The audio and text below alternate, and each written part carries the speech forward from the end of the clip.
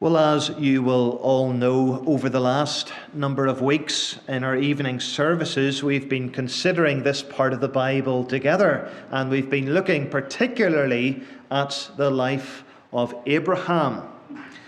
And we've reached this evening what is probably, arguably, the best known incident in this man's life, this great test that came his way in Genesis 22.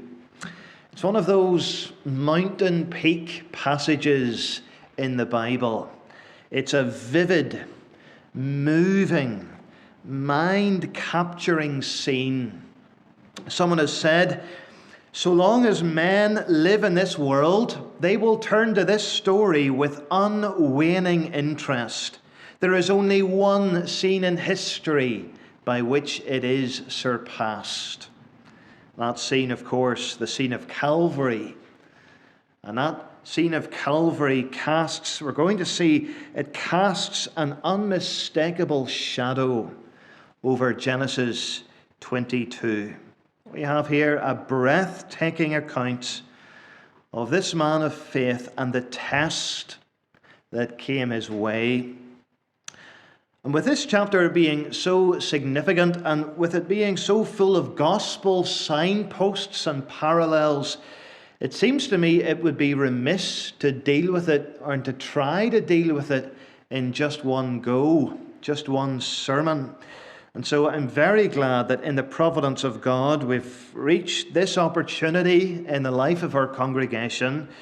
It's an opportunity just to slow down a little, to reflect and to spend some time on this passage together, to spend some time at Mount Moriah, to spend some time at the place of sacrifice, Genesis 22. We're going to see, I trust, it divides neatly into three sections for us. We have, first of all, verses 1 and 2, the test of faith. We're going to deal with that this evening, verses 1 and 2, the test of faith. Verses 3 to 10, we have the response in faith, Abraham's response in faith. And then from verse 11 to the end, the reward for faith.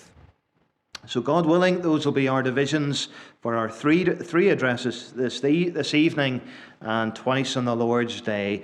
The test, the response, and the reward. So taking this evening, the test of faith, and always keeping in mind that Abraham, according to Galatians 3, Abraham is the father of those who have faith now. He's the father of the faithful.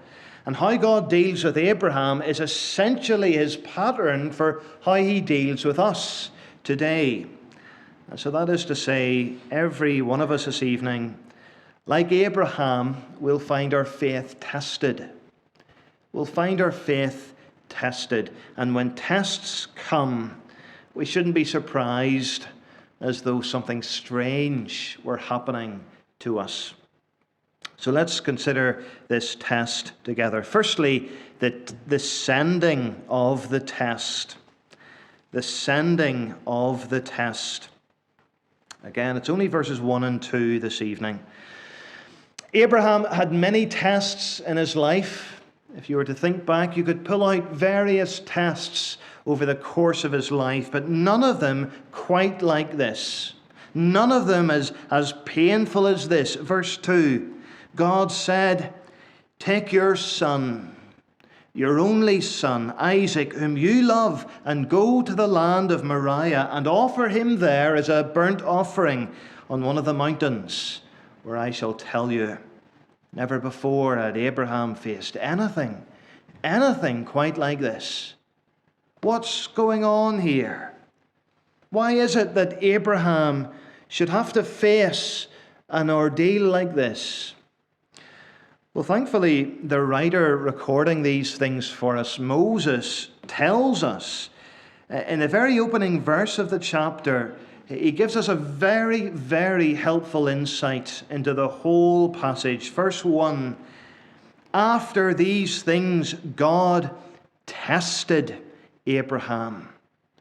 God was testing Abraham, proving, trying Abraham. That's what this chapter is all about. This is a test of which the author is the Lord God Almighty. Now, there are many things that will come and test our faith, aren't there? The fact that you're living as a Christian in a hostile world, that's test enough. Persecution will test your faith. Bereavement, trouble, loss will test your faith. The life of Job shows us that Satan would seek to come and test our faith. But here we see this evening that over and above all those things, there's a God who decrees everything, and he tests his children. God tested Abraham. We should be very glad to have that little phrase in our Bibles, friends, because they explain everything that follows here. Without verse 1, Genesis 22 would appear to be cruel, evil, hurtful. It would seem unloving. It would seem illogical. It would seem almost terrible without verse 1. But verse 1 tells us this is a test. And it's a test from God. From a loving God, an all-wise, all-knowing God. And we can know then that there's a gracious, wise, loving reason and design behind this test. The all-wise God is testing Abraham here. So it's not bad luck, these events. It's not karma here. It's a test from God. But Abraham didn't know that. Abraham didn't know that.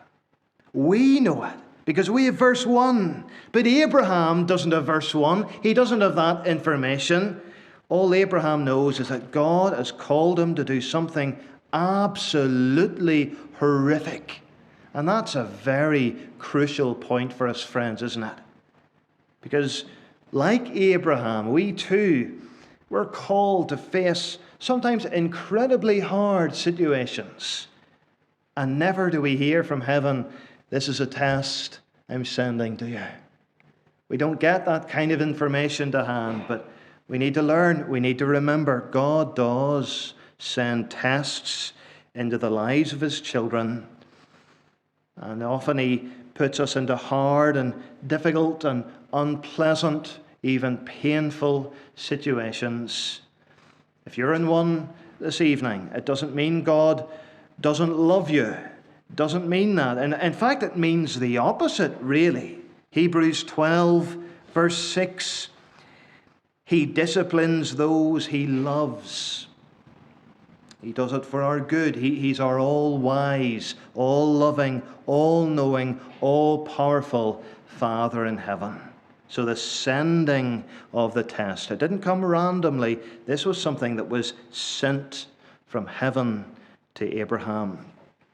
Secondly, the timing of the test. The timing. Verse 1 begins with that phrase, after these things. After these things. After what things?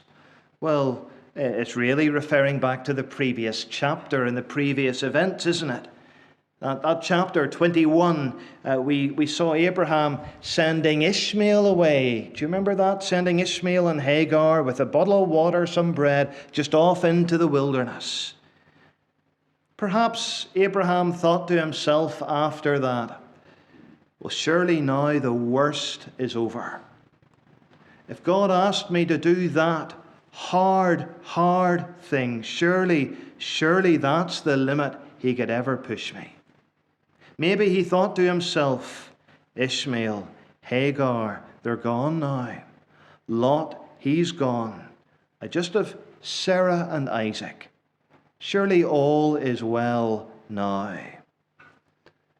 Possibly between chapter 21 and chapter 22, we have Isaac growing up in that little space in our Bibles. It's reckoned that he would have been 13 or 14 in chapter 22, old enough to carry wood on his back. So he's no longer a little baby, a little toddler anymore. In that space of time, he would have been true to his name, wouldn't he? Little Isaac, bringing laughter into his parents' tent. And everything, this family would have been just growing in love and harmony. And then we have this test. This test, like a thunderbolt from the sky, this word from God. God says, now, Abraham, take your son Isaac, your only son now, the son you love. I know you love him. I want you to go up to this mountain and offer him up there as a sacrifice. The test, you see, it comes so suddenly. It comes so unexpectedly. Aren't God's testings so often like that? I wasn't expecting that. I never thought that would come my way. It comes so unexpectedly. Remember too, Abraham, he's a good bit over 100 years old now. It's been 25 years since God called him to follow him in faith. He's now an old man. I think I can safely say he's an old man. I don't think we have anyone in that category this evening. He's well over 100. He's a very old man. It's at this point that the greatest of all tests come his way. It's a reminder to us, isn't it? The hardest tests in a believer's life, they're not necessarily in their youth. They're not necessarily when they're a young Christian. Sometimes the greatest tests, they come in the later years. Here's this man, and his hardest test comes. He's been walking with God 25, 30 years perhaps. Don't think that because you've long since started the Christian life, don't think that the tests get easier, friends. We should all be aware sometimes the greatest test still lies ahead of us. And we would do well to give special attention to this chapter. None of us knows what tests await us. We do know, though, God's grace will be sufficient for them all. His grace will be sufficient for every test. Notice, too, under the timing of this test, it was a lengthy test. It didn't just pass immediately. It didn't just come and go in a few minutes. Anyone who thinks God only tests his children for a few minutes, they're in for a great shock. This test, we read, it lasts 3 days. 3 days. Abraham has to go to bed. He has to sleep on this. He has to make preparations for this. He has to supply the provisions himself. There was an awful lot to do. There was a 3-day journey. Imagine the emotions going on in this man's mind. 3 days of turmoil. 3 days of deep, deep emotional heartache. Maybe some of us, we would long for just 3 days. Just 3 days of testing. Some of you have known testing for much, much longer. But let none of us think this evening God only tests momentarily. His tests, they're often unexpected, painful, and more often than not, lengthy. The timing of this test. So the sending of it, the timing of it. Thirdly, the severity of the test. The severity of the test. This was a very severe test, friends. Let's not let the fact that we've known this story, many of us, from our youngest days, let's not that just wash all over us. Verse 2, take your son, your only son Isaac, whom you love, and offer him up to me. Abraham, he's already said goodbye to his beloved Ishmael. He's already had to send Ishmael off. He's seen that teenage boy go off into the desert. He's just got one son left now, Isaac, the child of promise, the child who brought laughter into their home. And God says, I want him. Sacrifice him. What makes it even harder is that this is to be at the hands of Abraham himself. Abraham has to do this. He has to offer up his son. What a horrendous test for this man. And what a perplexing test. I mean, there's no sense to this. You see, if God had simply said, sacrifice a son, well, that in itself would be awful enough. If God had said, sacrifice Ishmael, that would have been incredibly severe. But this is Isaac God is calling for. Isaac, the promised son, the son who'd been waited for 25 years, the one from whose line Jesus Christ, the Messiah, would come, the child of promise, the child of hope. There's no sense to this. How could the God who made all those promises about a great family line suddenly send a test like this? Can you imagine what must Abraham have been thinking here? This command, it appears to contradict all the promises God has made. It appears to just cut right through them. Human reason just can't understand this test that's come his way. Here's this man Abraham, and for years he's lived in the hope of God's promises. And now God is just cutting them all down. You could almost picture God planting a tree of hope in Abraham's heart and life. And now his command here to offer Isaac, it's like an axe about to cut down the tree. Those opening words of verse 2, the phrasing is very, very poignant. It's designed in such a way that every phrase is like another blow of the axe or a twist of the knife into Abraham's heart.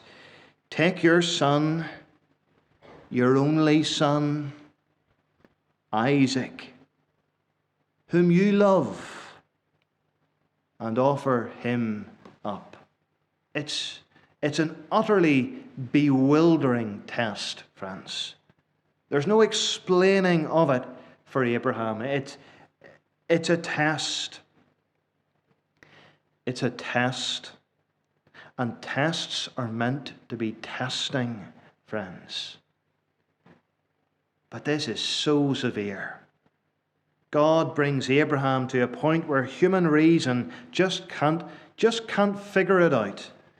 And Abraham has just got to, he's got to trust God or go to pieces, really. That's where God sometimes leads his children. He sometimes tests us to a point where human reason, logic just can't compute the thing, to the point where we're at an utter end of ourselves. There's no explanation given to Abraham here for the test. He's in the dark about it all. But he shows us, we're going to see, friends, he shows us what it is to trust God in the dark. Abraham shows us what it is to depend completely upon the Lord, what it is to have faith even in the darkness.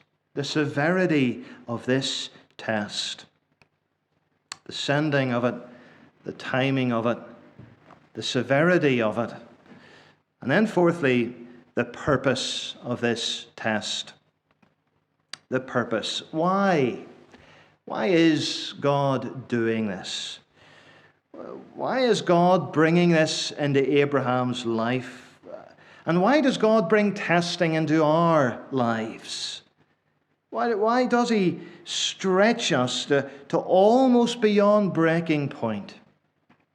Let me mention two things by way of attempts to answer. This is by no means definitive, but two possible answers to help with asking the purpose of this test. One, to see our priority.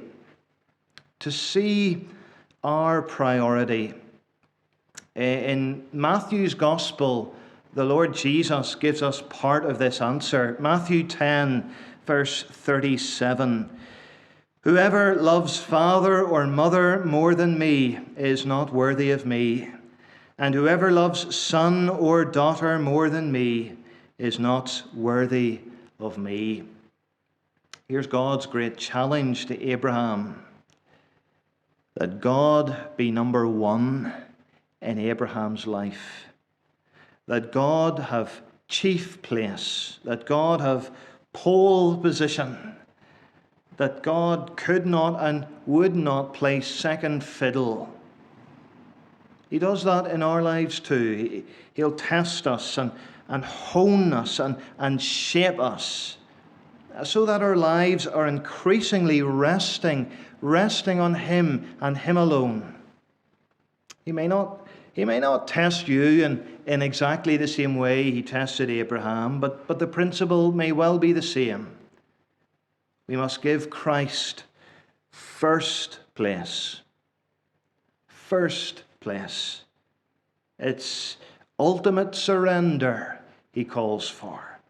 Spiritual devotion, absolute priority in our lives.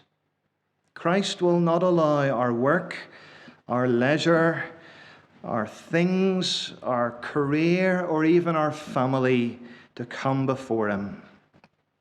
And He does that not because He's a cruel master, but because He's the most loving master of all. And because He knows that we're most blessed when He is at the center of everything. Maybe this evening you're experiencing a measure of testing. And maybe it appears perplexing and you just can't understand it. Well, perhaps, friends, part of it perhaps is Christ lovingly communicating to us that He must have number one slot in our lives, to see our priority. And then a second reason for the purpose, a second purpose in this test, to see our proof. Now, God willing, in the Lord's day, we're going to see what sort of man Abraham really is. We're going to see the precise quality of this man's faith and how it just shines through this test. We're going to see how certain Abraham's faith is. In many ways, an untried faith is an uncertain faith. Unless your faith is tried, it's maybe not a very certain faith. Here is metal. It claims to be gold. How do we know it's gold? Well, we put it in the fire, and the fire tests and proves whether it's really gold or not. Here's a soldier. He's been trained to be courageous. He's been through all the exercises. How do we know if he's courageous? Only in the heat of the battle. Here's a root holding up a tree. How do we know if it's a good root? Only when the test of a storm comes. Here's a new house with foundations built down deep. How do we know they're good foundations? Only when the test of a gale force wind comes. You see, anything untried, it's uncertain. You develop muscles in the gym, I'm told, through testing and trying and straining those muscles. Faith is a bit like that. It becomes stronger through the testing and the trying and the straining. And God tests his children very often to see what sort of faith they have, to prove their faith and to improve their faith. And what we're going to see with Abraham is that in the very process of the test, God upholds him. God strengthens him through it. You see, his faith isn't just tested. His faith is strengthened in this chapter. His faith is improved. He's brought to the summit of his walk with God here. Maybe this evening, in the providence of God, you've come here, maybe you're listening in, and you're in the middle of an awful, awful test. Consider Abraham this evening, the test God sent him, how it came from the hand of God. Consider the timing of that test. Think of the severity of it. And think of the purpose of it. As we come to prepare ourselves for the Lord's Supper, one of the things God calls us to do is to test ourselves. To test ourselves. We're called to search and examine ourselves. 1 Corinthians 11:28. Let a person examine himself then, so eat of the bread and drink of the cup. 2 Corinthians 13, verse 5. Examine yourselves to see whether you are in the faith. Test yourselves. So let's ask ourselves over these next few days, how real is my faith? How real is my love? Is it grounded in Christ and Christ alone? Am I trusting even in the darkest of circumstances? And when we're in the darkest of circumstances, friends, let's not forget we have a Father in heaven who took his own Son, his only Son, the Son he loved from all eternity, and he gave him up for us all. Thanks be to God.